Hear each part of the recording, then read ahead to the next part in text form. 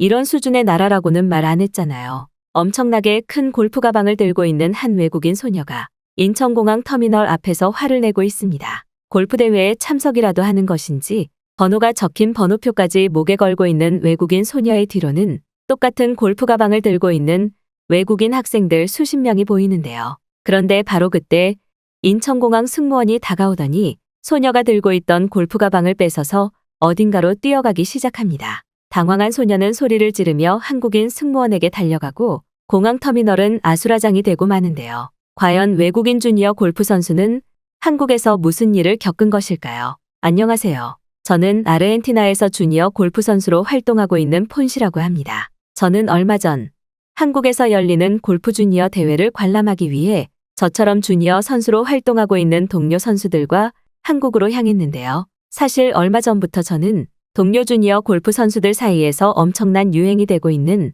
한국의 K-팝 문화와 콘텐츠 유행을 이해하지 못했을 뿐더러 한국이 그저 별 볼 일 없는 나라라고 생각했습니다. 그래서 그런지 저는 친구들이 한 번만 한국을 여행해보고 싶다고 했을 때 그런 평범하고 볼 것 없는 나라에 가서 뭘 하겠다고 난리를 치는 거냐며 막말을 하기 일쑤였고 실제로 골프를 배우는 환경에서도 한국보다 아르헨티나가 더 좋다고 생각했어요. 그런데 뜻밖의 찾아온 한국행 기회로 저와 같은 주니어 골프 선수들과 함께 처음 한국에 도착하게 되었을 때 저는 꽤나 당황하고 말았습니다. 한국에 도착하고 난 뒤 저는 시차 적응에 실패로 쏟아지는 잠을 이겨내지 못했고 결국 한국 공항에서의 별다른 기억 없이 곧바로 서울역에서 처음 정신을 차리게 되었는데요. 그런데 제 눈앞에 펼쳐진 서울역의 모습은 충격 그 자체였습니다. 그저 평범하고 별 볼 일 없는 나라라고 생각했던 한국의 서울역은 아르헨티나와는 비교도 되지 않을 정도로 엄청난 규모를 가지고 있었고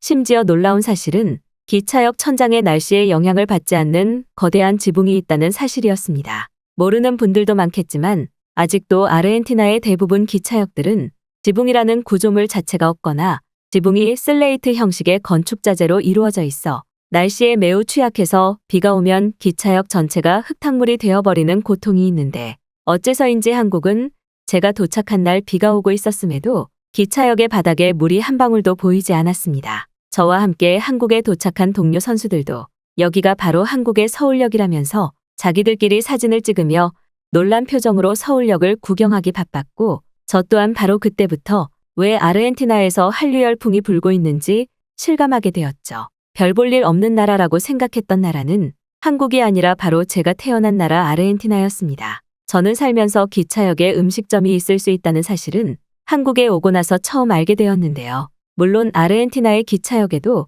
간단한 핫도그나 빵을 먹을 수 있는 푸드 코너가 있기는 하지만 대부분의 가게들이 야외에 완전히 노출되어 있는 정말 허허벌판의 가게 느낌인데 한국의 서울역은 이러한 시스템 자체가 전혀 아니었습니다. 놀랍게도 서울역이라는 장소 자체가 거대한 하나의 호텔처럼 느껴질 정도였고 서울역 안에는 음식점과 기차역, 심지어는 병원과 호텔까지 자리 잡고 있었는데요. 특히나 제가 더욱 놀랄 수밖에 없던 것은 바로 기차역 내부의 잡상인으로 보이는 사람들과 강제로 물건을 구매하길 원하는 범죄 조직들이 전혀 보이지 않았다는 사실입니다.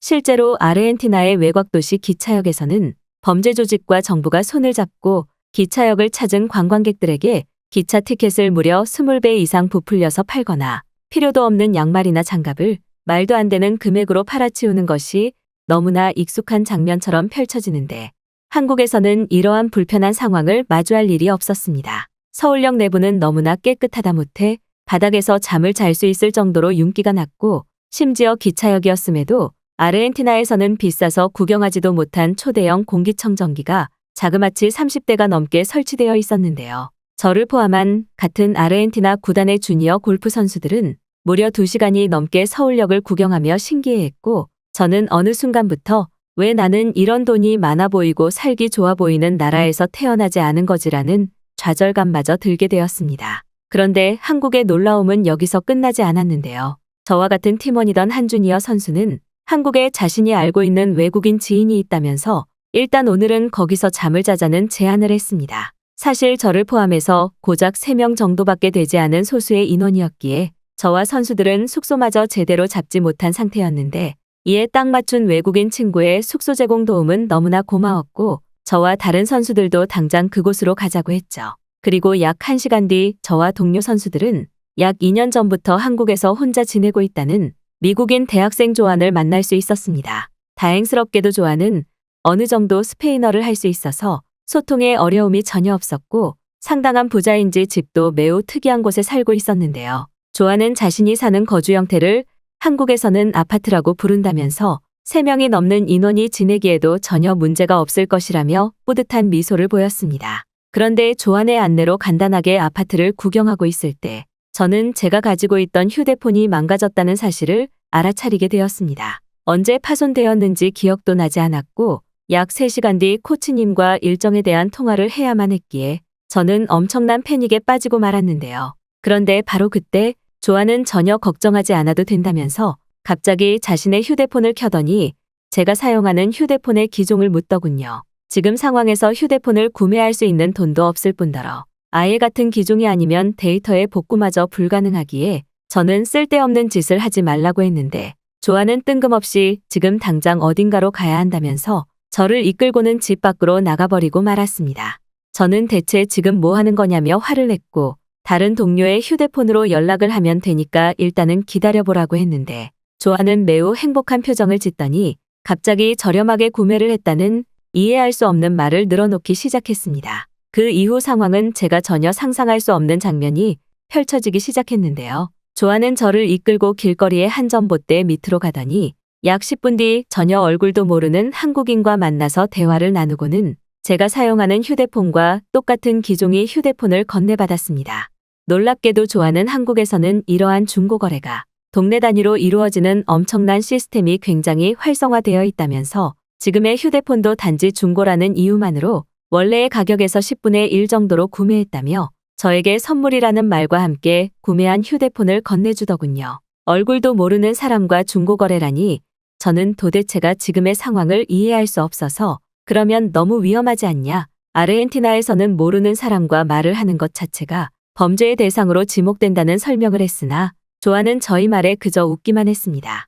조안은 한국에서는 전혀 모르는 사람과 중고거래를 해도 아무런 위험한 일이 일어나지 않는 최첨단 치안 시스템은 물론 거래를 하는 한국인들도 상당히 높은 시민의식을 가지고 있어서 모두가 편하게 거래를 한다면서 그런 걱정은 하지 않아도 된다고 하더군요.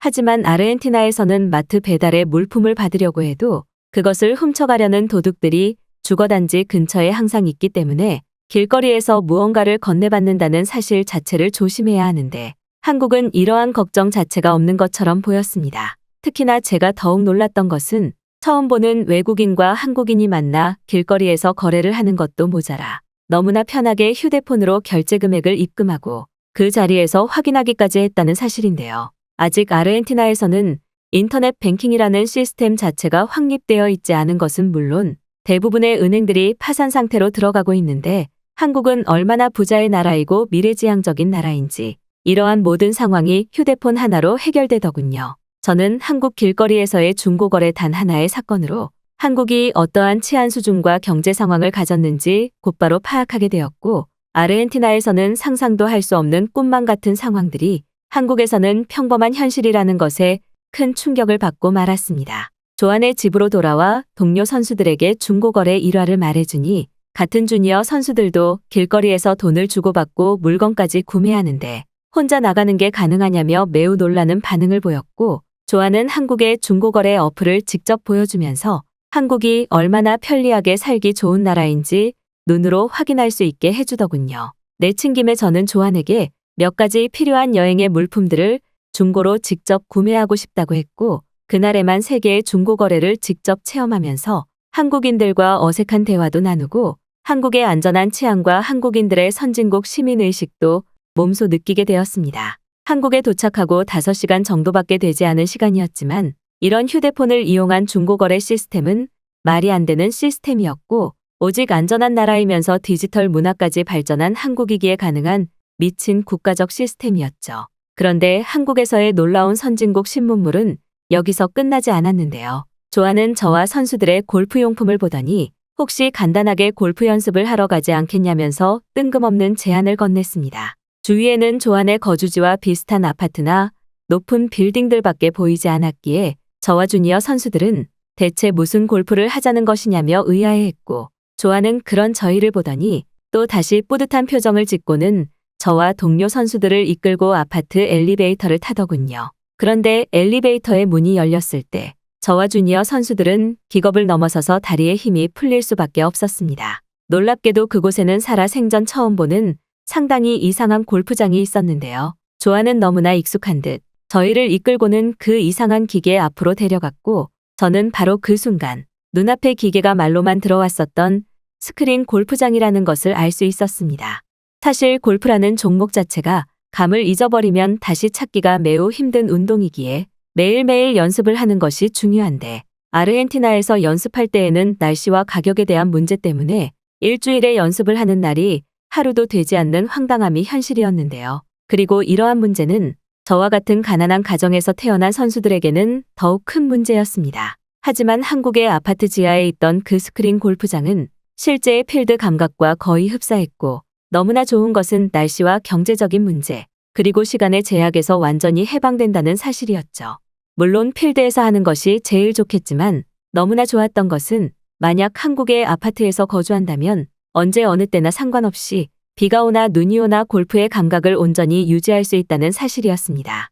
사실 아르헨티나에서는 이러한 스크린 골프장이 최근에 인기를 얻기 시작해 중심수도 부촌의 도시에만 생겨나고 있기에 사용할 기회조차 없었는데 특이하게도 한국은 거주지 바로 밑에 지하에 스크린 골프장이 설치되어 있었고 조아는 놀라는 저희 모습을 보며 이것이 한국의 디지털 시스템 저력이라는 뿌듯한 반응을 보였죠. 아르헨티나에는 아직도 대부분이 필드로 골프를 할 수 있기에 날씨가 좋지 않거나 하루에 골프장 사용 비용이 없으면 연습조차 할 수 없는데 한국에서는 잠을 자다가도 바로 쓸 수 있는 아파트의 스크린 골프장이라는 시설은 저와 같은 사람에게는 기적에 가까웠습니다. 또한 한국의 아파트 스크린 골프장을 처음 사용해봤는데 너무나 쾌적하고 상당히 편리하게 이용할 수 있어서 더욱 좋았는데요. 날씨에 상관없이 온전히 골프의 샷에만 집중할 수 있다는 사실은 저와 같은 주니어 선수들에게는 놀라움의 연속이었고 특히나 이러한 시설을 이용하는데 거의 비용이 들지 않는다는 조안의 대답은